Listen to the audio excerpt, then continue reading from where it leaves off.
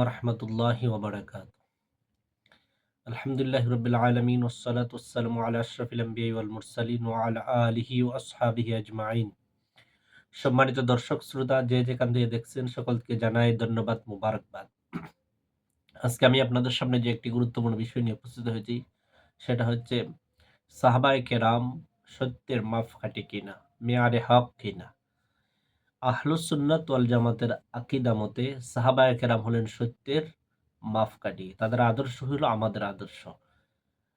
কেননা আল্লাহ রাব্বুল আলামিনের হাবিব সাল্লাল্লাহু আলাইহি সাল্লাম হাদিস শরীফের মধ্যে বলেছেন, মা আনা আলাইহি ওয়া আসহাবিহি, আমার রীতিনীতি, আমার মত পথ আকীদা আমল সাহাবায়ে কেরাম ওয়া আসহাবিহি, মা আনা আলাইহি ওয়া আসহাবি, নবী এবং নবীর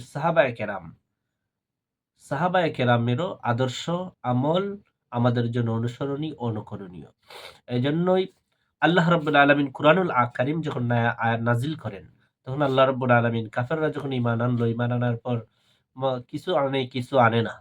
এজন্য আল্লাহ রাব্বুল আলামিন কাফেরদেরকে উদ্দেশ্য করে বলেছিলেন, সূরাতুল বাকারার ১৩ নম্বর আয়াত, বিসমিল্লাহির রহমানির রহিম, ওয়া ইযা কিলা লাহুম আমিনু কামা আমানান নাস।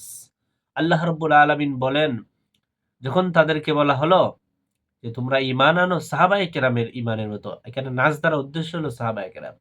তোমরা ঈমান আনো তদ্রুপ যেইভাবে যদ্রুপ যেমনিভাবে সাহাবায়ে কেরাম ঈমান এনেছেন। অর্থাৎ মক্কার কাফেররা তোমরা যে ঈমানের কিছু, কিছু বিষয় বিশ্বাস করো, কিছু, কিছু বিশ্বাস করো না। ওই ধরনের ঈমান আনলে হবে না। ঈমান আনতে হবে সাহাবায়ে কেরামের মতন। সাহাবায়ে কেরাম যেভাবে পরিপূর্ণভাবে ঈমান এনেছেন, ঠিক তোমাদেরকেও তদ্রুপ ঈমান আনতে হবে। তাহলেই তোমরা পরিপূর্ণ ঈমানদার হবে। তাহলে মক্কার কাফেরদেরকে যেখানে আল্লাহ রাব্বুল আলামিন সাহাবায়ে কেরামের সাথে উদাহরণ দিয়েছেন, এজন্য আমাদেরকেও সাহাবায়ে কেরামের মতন ঈমান আনতে হবে এবং তাদেরকে সত্যের মাপকাঠি মানতে হবে।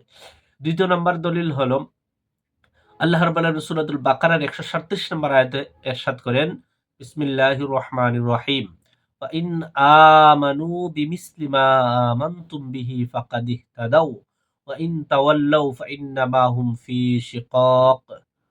আল্লাহ রাব্বুল আলামিন বলেন, যদি তারা ঈমান আনে যেমন সাহাবায়ে কেরাম ঈমান এনেছেন, তাহলে তারা হেদায়েত পেল। আর যদি বিমুখ হয়ে যায়, তাহলে তারা দূর বিরুদ্ধ রয়েছে, তারা অনেক দূরে চলে গেছে। সাহাবায়ে কেরাম সত্যের মাপকাঠি, আমলের ক্ষেত্রেও সাহাবায়ে কেরাম সত্যের মাপকাঠি। যেমন আকীদার ক্ষেত্রে, ঈমানের ক্ষেত্রে, আমলের ক্ষেত্রেও সাহাবায়ে কেরাম সত্যের মাপকাঠি। এজন্য আল্লাহ রাব্বুল আলামিন সূরাতুন নিসার ১১৫ নম্বর আয়াতের মধ্যে বলেন, ওয়ামান ইউশাকিকির রাসূলা মিন বাদি মা তাবায়্যানা লাহুল হুদা ওয়া ইয়াত্তাবি' গায়রা সাবিলিল মুমিনিন নুওয়াল্লিহি মা তাওয়াল্লা ওয়া নুসলিহি জাহান্নাম ওয়া সাআত মাসীরা।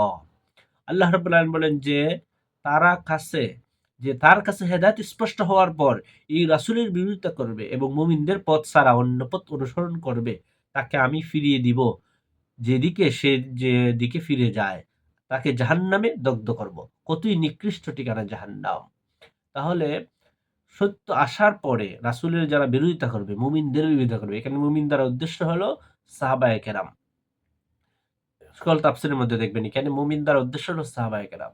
তো সাহাবায়ে কেরামের যারা বিরোধিতা করবে, সাহাবায়ে কেরামকে যারা সত্যের মাপকাঠি মানবে না, সাহাবায়ে কেরামকে যারা হক জানবে না, তারা কখনো আহলুস সুন্নাত ওয়াল জামাত তো হবে তো দূরের কথা, তারা সঠিক পথই নয়।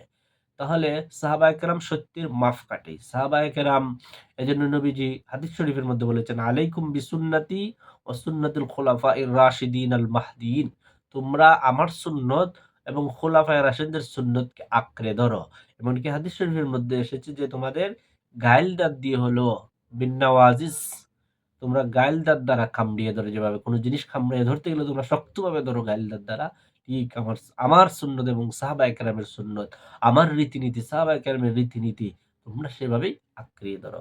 সুতরাং সাহাবায়ে কেরামকে যারা সত্যের মাপকাঠি মানবে না, তারা তারা কখনো ইসলামের সঠিক দল হবে না, আহলুস সুন্নাত ওয়াল জামাত হবে না।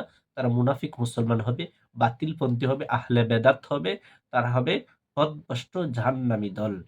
আসুন আমরা সাহাবায়ে কেরামকে সত্যের মাপকাঠি মানি, সাহাবায়ে কেরামের ঈমানের মতো আমাদের ঈমানকে পরিতৃপ্ত করি, আমাদের ঈমানকে তদ্রুপ সাজাই যেভাবে সাহাবায়ে কেরাম ঈমান এনেছেন। আমরা তাদের মতো ঈমান আমাদের ইমানকে মজবুত করে। আল্লাহ রাব্বুল আলামিন আমাদেরকে কবুল করুক, তাদের মতন ইমান আমল মজবুত করার তৌফিক দান করুন। আসসালামু আলাইকুম ওয়া রাহমাতুল্লাহি ওয়া বারাকাতুহু।